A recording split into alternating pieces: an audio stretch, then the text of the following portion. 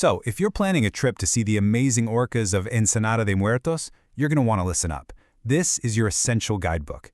The rules of the game have totally changed, and knowing them is everything if you want to be a responsible visitor in one of the most unique spots on the planet. All right, let's get into it. This one sentence right here says it all. The days of a kind of relaxed, hey, whatever works approach, yeah, those are over. A whole new era of serious active enforcement has kicked in, and this isn't just a friendly suggestion, it's the absolute baseline for even being there. So to make this all super clear, we've broken it down into a simple roadmap. We're going to start with the big picture, what's changed. Then we'll dive into the three main pillars of compliance that every single person, visitor or operator needs to get. And finally, we'll talk about the consequences and, of course, the rewards. First things first, let's really get a handle on this fundamental change. The whole region has officially said goodbye to its more laid-back past. Look, this isn't just about a few new rules scribbled down somewhere. This is a complete top-to-bottom shift to a zero-tolerance policy. I mean, think about it. You've got federal agencies like immigration, state authorities, and local community leaders all talking to each other now, all sharing data. Their one big goal? To make sure the laws protecting the local culture, everyone's safety, and obviously the incredible wildlife are actually being enforced. Like, really enforced. So, the big question is, how do you navigate this new world? Well, it actually boils down to understanding three core ideas, three pillars. These are basically the building blocks for any legal operation or responsible trip. It all starts with how people work, then it moves to how we all interact with the environment, and it's all held together by how we show respect for the local community. We're going to walk through each and every one. Now, for any of you out there who are tour operators or service providers, this first pillar is absolutely 100% critical. That whole shadow economy thing is being taken apart piece by piece. Let's start with a rule that completely changes the game for the workforce. Under federal labor law, any business has to stick to a super strict 90-10 ratio. That means at least 90% of your staff must be Mexican nationals. This is not a negotiation. It's a solid rule meant to protect the local economy. And yes, inspectors are out there auditing businesses to make sure this is happening. The message is clear. Displacing local workers is just not okay anymore. So here's the key takeaway. A tourist visa is not a work visa. Simple as that. If you're a foreigner working there, you absolutely have to have official resident status with a specific permit to work. On top of that, businesses are now required to use electronic time logs that can't be tampered with to track the new 40-hour work week. And every single employee, no exceptions, has to be registered with MCSSE for Social Security and SAT, the tax authority. It's all about creating a system that's formal, documented, and fair for everybody.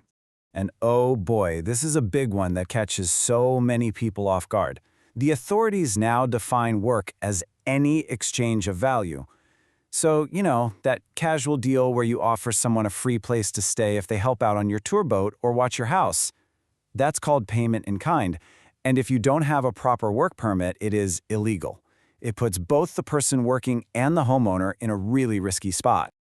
Okay, let's shift gears to Pillar 2. This is where we move from the businesses on land to the main event out on the water, the incredible marine life. These next rules, they are totally non-negotiable for anyone out there. Doesn't matter if you're a captain or a guest on the boat. First up, let's talk about boat traffic. There is now a hard cap of just 16 boats allowed inside the main observation area at any given time. And that number wasn't just pulled out of a hat. It was carefully picked based on scientific research into acoustics. It's all about preventing a traffic jam and giving the orcas the quiet they need to talk to each other and, hunt. Second, personal space. Every single boat has to keep a minimum 50-meter buffer from the animals. To give you an idea, that's about half the length of a football field. You just got to give them their space. Always. No exceptions. And third, this might be the most important part.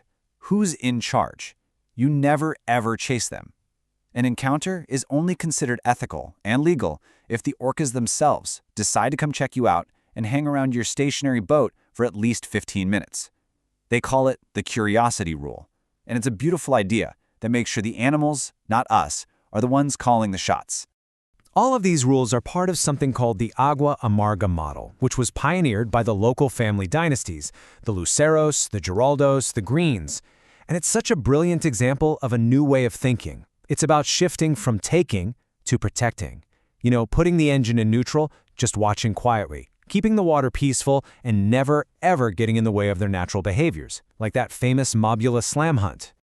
So why does all this matter so much? Well, it's all about protecting what they call the acoustic integrity of the channel. That quiet isn't just nice, it's a real resource the orcas need to thrive. And the proof is right there in the results. The 2026 calves are doing great. They're healthy, with zero signs of peanut head, which is that telltale sign of malnutrition. These rules are working. They directly lead to a healthy, happy orca population. And finally, we have Pillar 3. This one's all about understanding that having the right legal paperwork is only half the story. Real legitimacy, real acceptance, comes from earning what's called a social license to operate by truly respecting the local culture and the people who are its guardians. Here's a fascinating little example of this in action. What the authorities call geographical integrity. If you use the historical local name, Ensenada de Muertos, it's a signal that you're in sync with the community. But using the old, defunct developer name, Valle de los Sueños, that's actually seen as a red flag now for inspectors. It suggests you're disconnected from the local culture and regulations. So how do you become a true community steward? It comes down to real actions. First, you have to respect the authority of the local ejidos. These are communal landholding groups, and they are the historic and legal stewards of this region. For a lot of activities, you'll need a formal agreement with them. You also give back by participating in citizen science logs, and you pay the tourist tax. Trying to dodge that tax is a huge red flag for the authorities and one of the fastest ways to trigger a full-blown audit. And all of this brings us right to the end, the price of admission. The stakes now, for both not complying and for complying, are incredibly high. Don't make any mistake about it. The enforcement net is tight, and it's got multiple layers. At the community level, there's an anonymous government whistleblowing website called SECL. So yeah, people are watching.